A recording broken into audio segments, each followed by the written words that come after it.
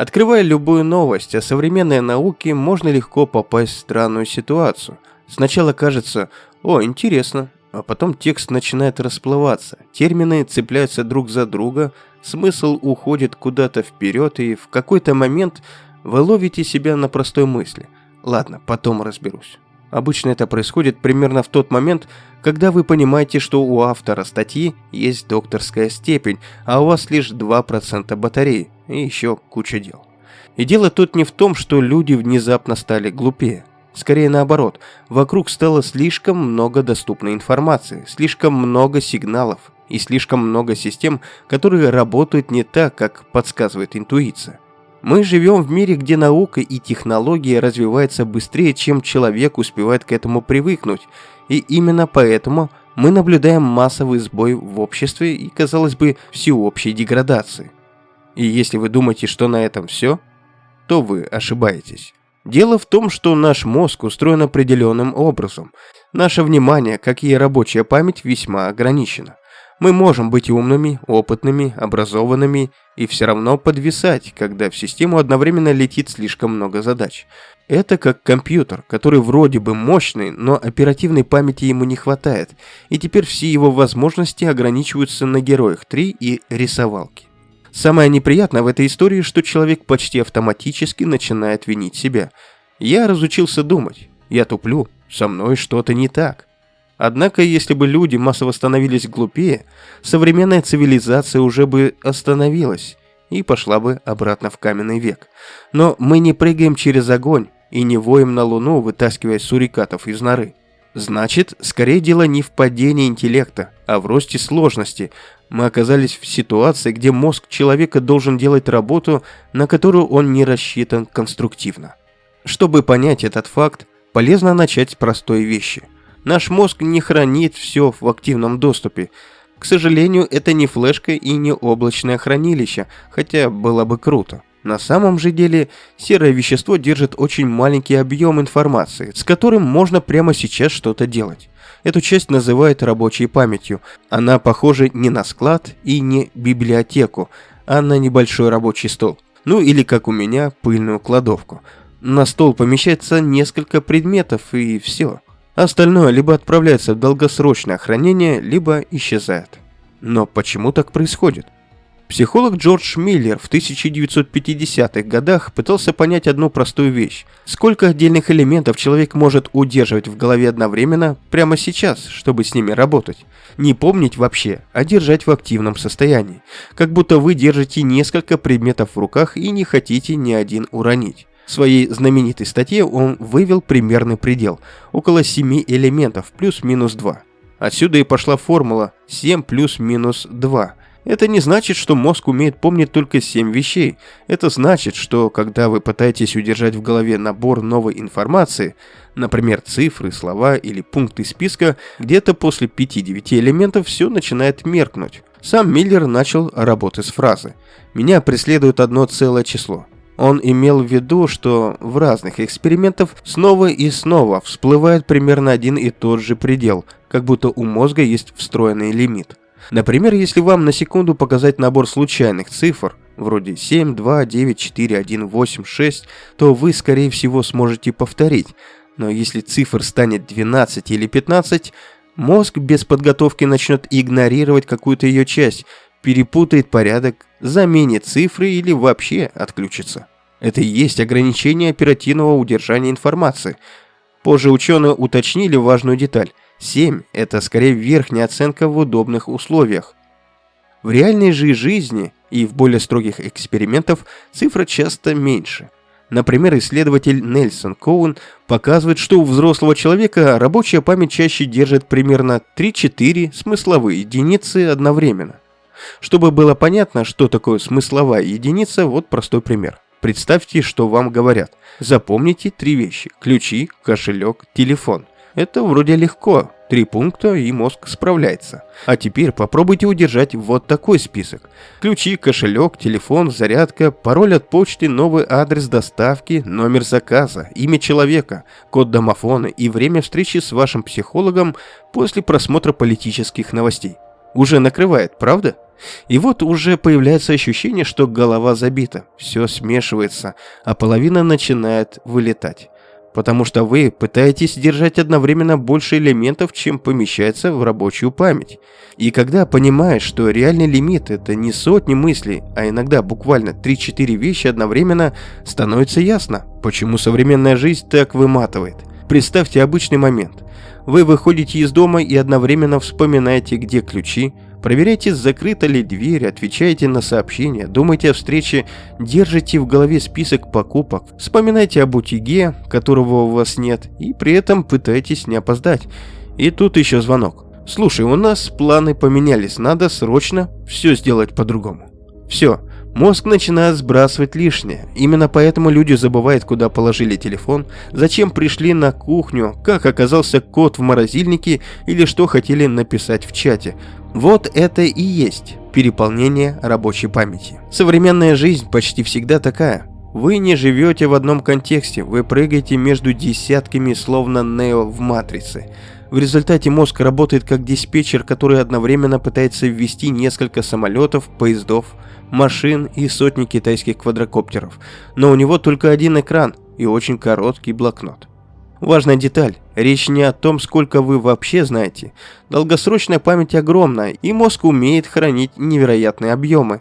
Но рабочая память – это именно оперативка.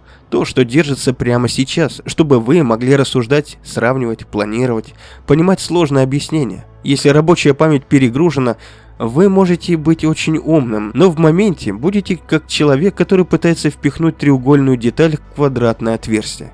И тут возникает вполне логичный вопрос. Если рабочая память маленькая, как человечество вообще делает сложные вещи, как строятся самолеты, создаются лекарства, мощнейшие компьютеры, интернет, виртуальная реальность, космические станции и прочее? Ответ в том, что человек почти никогда не держит сложность напрямую.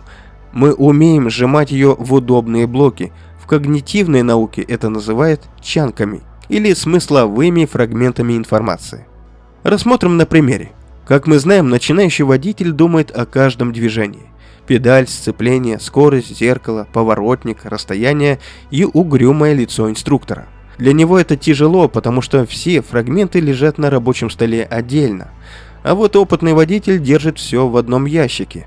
Он управляет машиной почти автоматически, потому что мозг упаковал десятки операций в единый блок. То же самое с технологиями, программами, новыми видами спорта, изучением языка, психологии или новой профессии. Мы отлично понимаем мир, который укладывается в привычные абстракции. Но когда наука и технологии уходят дальше, старые модели перестают работать. И тут наступает неприятный момент. Современная наука больше не обязана быть интуитивно понятной. Раньше можно было объяснить атом как маленький шарик. Это упрощение, но мозгу удобно. И мы чувствуем облегчение даже на уровне мимики лица.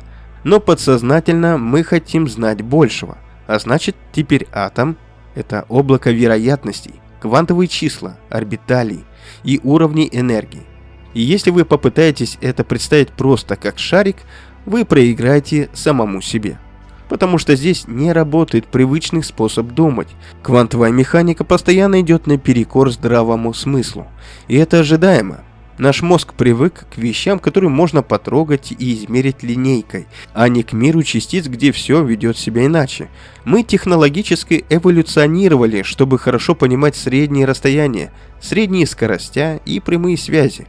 Вот тигр – беги, вот еда – бери, вот человек неадекват – закрой дверь. Мы не эволюционировали, чтобы интуитивно понимать суперпозицию, нелокальность, кривизну пространства-времени и статические распределения. И это даже к лучшему. Представьте, насколько тревожнее была бы жизнь, если бы вы интуитивно ощущали квантовую неопределенность в повседневной жизни. Но лучше не думайте об этом, иначе не досмотрите ролик. Современная наука ушла туда, где реальность описывает не словами, как это выглядит, а тем, что реально подтверждает эксперименты. Наука не обязана быть удобной и интуитивной. Она обязана быть точной, настолько, насколько позволяют технологии. Да, простые объяснения закончились, они остались в прошлом веке, а кто-то даже вместе с ними. Если упростить слишком сильно, теряется точность. Нет точности – нет прогресса.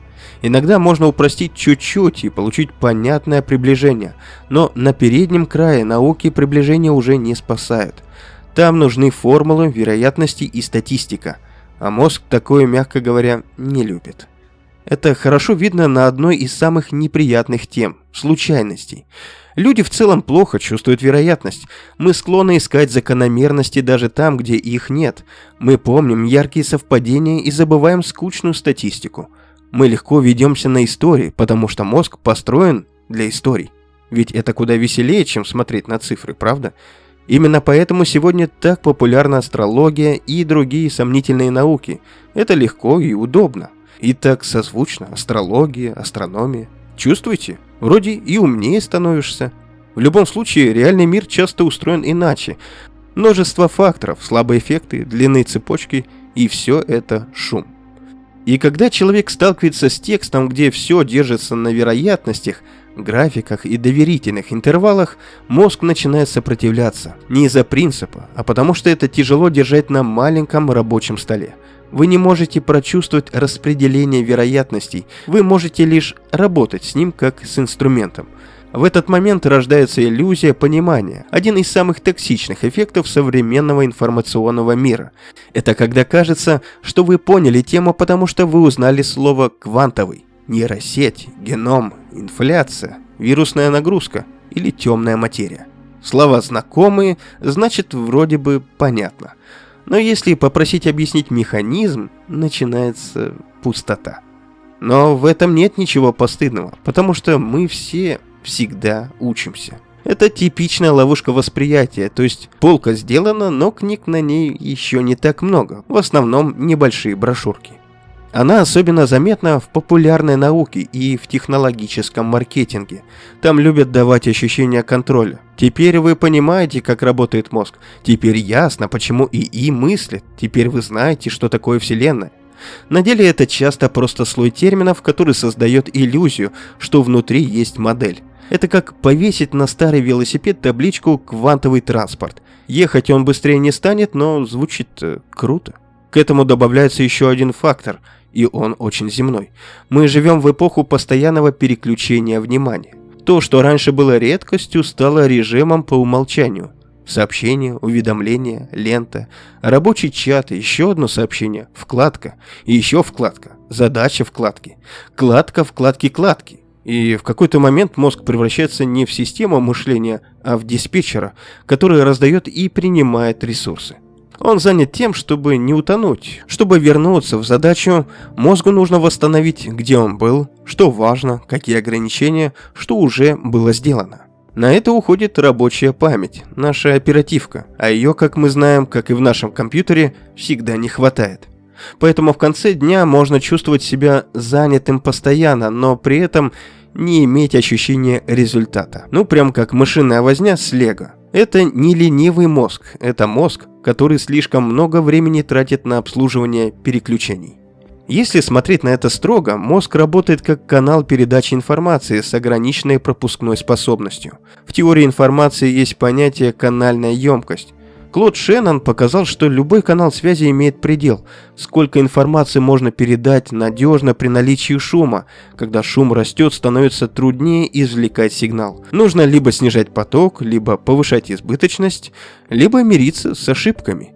В этом смысле человеческое внимание очень похоже на канал связи. Если вы увеличиваете количество входящих сигналов, новости, уведомления, тревоги, параллельные задачи, у вас растет шум. И мозг начинает делать то, что делает любая система при перегрузе. Ухудшает качество обработки. Он начинает выбирать простое, яркое, срочное и эмоциональное.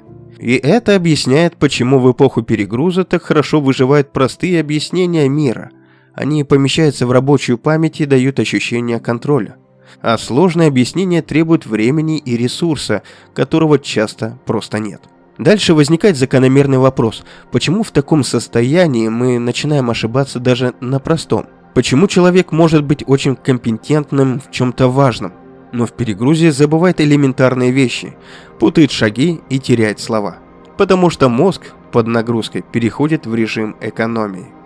Он сокращает глубину анализа. Он выбирает быстрые решения. Он отключает все, что не критично, чтобы просто дожить до вечера. Узнали себя? Я вот, да. Но не стоит переживать, это тоже нормальная реакция системы. В психологии давно известно, что связь возбуждения и эффективности имеет форму кривой. Сначала рост возбуждения помогает, но после определенной точки производительность падает. Это описывает закон Йеркса-Доdsона. И чем сложнее задача, тем быстрее она ломается перегревом.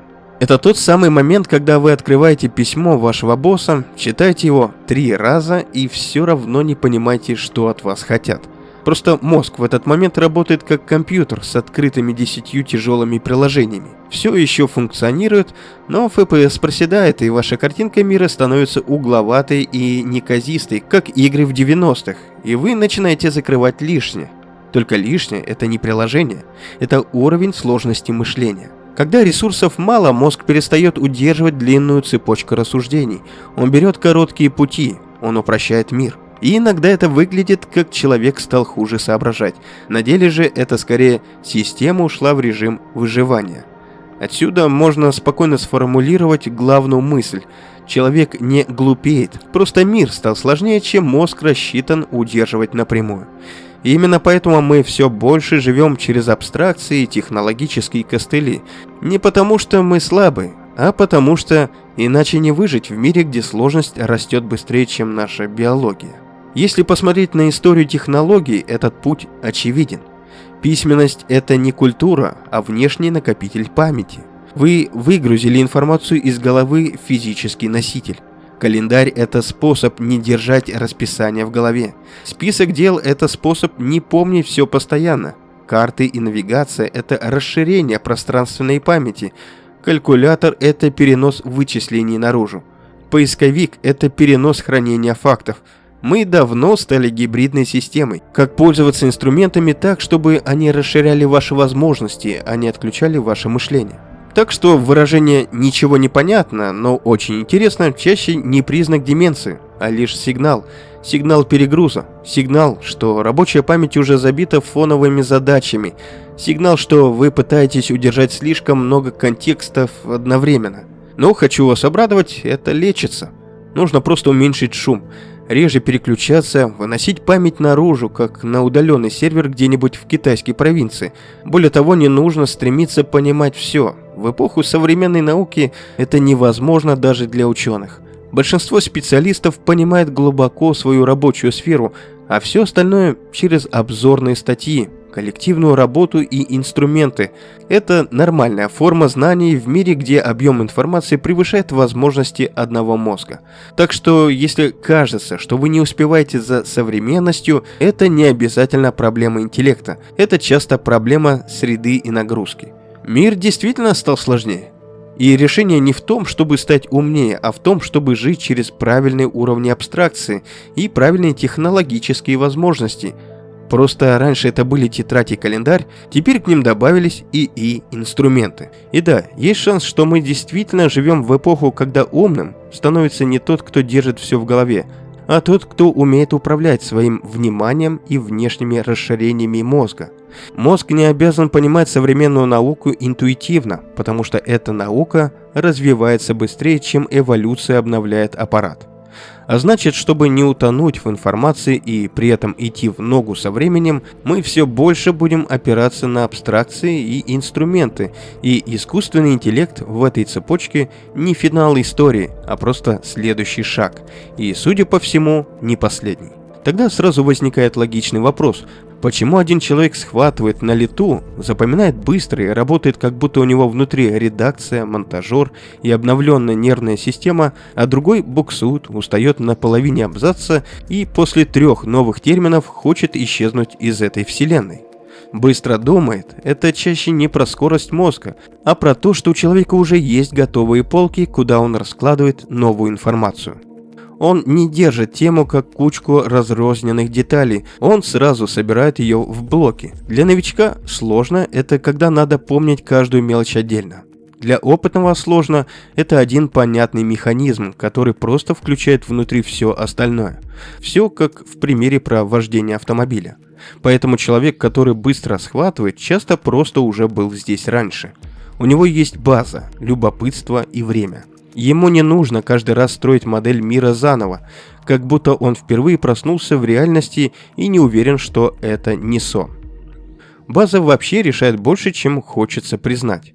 Когда у вас есть фундамент, чтение, математика, логика, привычка держать абстракции, навык разбираться в новом, новая информация цепляется за старую и укладывается почти сама. А если фундамент слабый, мозг работает как немощный грузчик без тележки, таскает все вручную, долго, тяжело и с ненавистью к жизни. И это не потому, что человек глупый, а потому, что у него нет опор, и каждую штуку приходится удерживать отдельно. Плюс есть третий фактор, который обычно не считают умом, хотя он половину всего решает – устойчивость внимания и скорость восстановления контекста. Кто-то может 40 минут читать сложную тему и не развалиться, а кто-то открывает статью, ловит уведомление, потом еще одно, потом «Ой, надо ответить», потом «Проверю на секунду», и вот он уже читает не про науку, а комментарии под новостью, где объясняют, что ученые все врут, потому что Земля, как ее жители, плоские. И человек после этого искренне считает, что он необучаемый. Хотя он просто не заметил, что мозг весь день занимается не мышлением, а пересборкой себя обратно в задачу. Это огромная скрытая трата ресурса. Ведь мозг должен восстановить, что происходило, какие были цели, где он остановился, что важно, и какие ограничения. То есть снова поднять контекст. А контекст – это и есть то самое, что хранится в рабочей памяти. Ну и, конечно, никто не отменял скучную биологию. Сон, стресс, тревога, усталость, хронический недосып – это все прямой удар и способности удерживать мысли, быть полезным ресурсом в своей же жизни. Один и тот же человек после нормального сна и после 3 ночей по 5 часов – это 2 разных интеллекта. Причем один из них существует только на кофеине, злости и надежде, что завтра будет легче. Так что проверять не рекомендуется. Теперь главный вопрос – может ли мозг приспособиться и потянуть современную нагрузку? Если коротко, то да, но тут есть ловушка. Он не расширяется, как оперативка в компьютере. Мы не можем докинуть планку памяти и внезапно стать доктором Манхэттеном. Мозг адаптируется иначе, он учится лучше упаковывать информацию, быстрее выделять главное, игнорировать шум, автоматизировать рутину, строить привычки и опираться на внешние инструменты. То есть он не становится в 2 раза мощнее, он становится экономнее. Иными словами, чтобы быть продуктивным, лучше держать фокус на одном деле и не отвлекаться на постороннее. Не потому, что так говорят мудрые люди в дорогих свитерах, а потому что мозг платит за многозадачность реальными потерями. Когда вы занимаетесь одной задачей, рабочая память занята задачей. Когда вы прыгаете между задачами, рабочая память занята обслуживанием прыжков. И кажется, что вы делаете много всего, но это лишь кажется. Вы как диспетчер, который бегает между пультами и все время успевает только нажимать кнопку «Потом». Да, новые реалии науки и технологий точно скажутся на новых поколениях, но называть это новой эволюцией человека стоит очень аккуратно. Если говорить строго, биологическая эволюция здесь просто не поспевает за темпом событий. Ей нужны 1000 лет, чтобы закрепить изменения в генах, а технологии меняют правила игры за пару лет, иногда быстрее, чем выходит обновление приложения, которое эти изменения и принесло. Поэтому правильнее говорить не про эволюцию в классическом смысле, а про адаптацию. Новые поколения с детства живут внутри непрерывного информационного потока. Для них цифровая среда – это не инструменты, которые надо освоить, как мы когда-то, а базовая среда обитания, как воздух. Заметьте, как малыши, которые только что были в подгузнике, уже заказывают себе игрушки в Черную пятницу, взломав ваш телефон.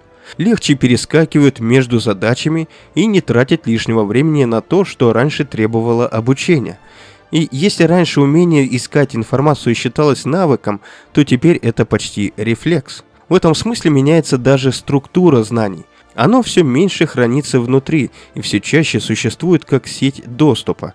Я не обязан помнить все, но я обязан понимать, где это найти и как отличать факт от шумной фантазии. Наше с вами будущее – это способность жить в цифровом потоке.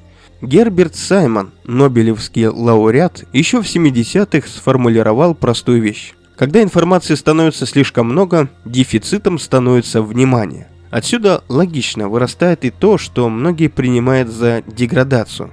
В среде, где все дробится на короткие стимулы, мозг учится быть быстрым, но иногда теряет привычку быть глубоким. Ведь система поощряет именно это. Если мир награждает за скорость переключения, мозг становится отличным переключателем.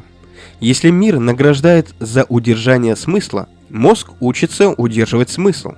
Это все та же биология, только обучающаяся под новую нагрузку. По сути, мы получили среду, где выживает не тот, кто прочитал больше, а тот, кто не распался на 12 вкладок в голове и не забыл, зачем вообще открыл ноутбук. И тут удобно вспомнить Даниэла Канемана. Он много писал о том, что мозг экономит усилия и всегда стремится к более легкому пути мышления. И если раньше этот легкий путь был просто ленью, то теперь он еще и подкреплен инфраструктурой. Любая платформа устроена так, чтобы тебе было легче скользить, чем карабкаться. Человек становится сильнее не за счет того, что превращается в энциклопедию, а за счет того, что строит вокруг себя систему, что запоминать, что фиксировать, что проверять, что делегировать, где думать самому, а где использовать инструменты. Мир не станет проще, поток информации не остановится. Наука не вернется к объяснениям на уровне «это шарик, он крутится, дальше не спрашивай». И биология действительно не успевает подстраиваться под скорость изменения среды.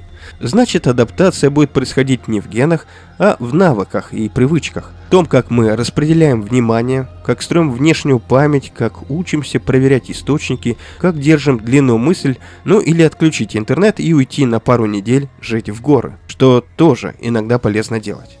Спасибо, что посмотрели выпуск до конца. Надеюсь, вам понравился этот формат. Если это так, то обязательно напишите, какие темы вам хотелось бы увидеть в следующий раз. Если нет, то все равно напишите. Я люблю конструктивную боль. А еще вы можете поддержать меня на Boosty или Patreon, чтобы я продолжал выпускать ролики, а не оправдания. Ссылки будут в описании. Там много всего интересного. Загляните и узнаете сами. И самое главное, берегите себя. Информации вокруг слишком много, и она порой очень утомляет. Иногда лучше просто поднять голову, вдохнуть воздух, посмотреть на небо и почувствовать, что мы живем в настоящем мире, огромном, красивом и удивительном, в бескрайних просторах Вселенной.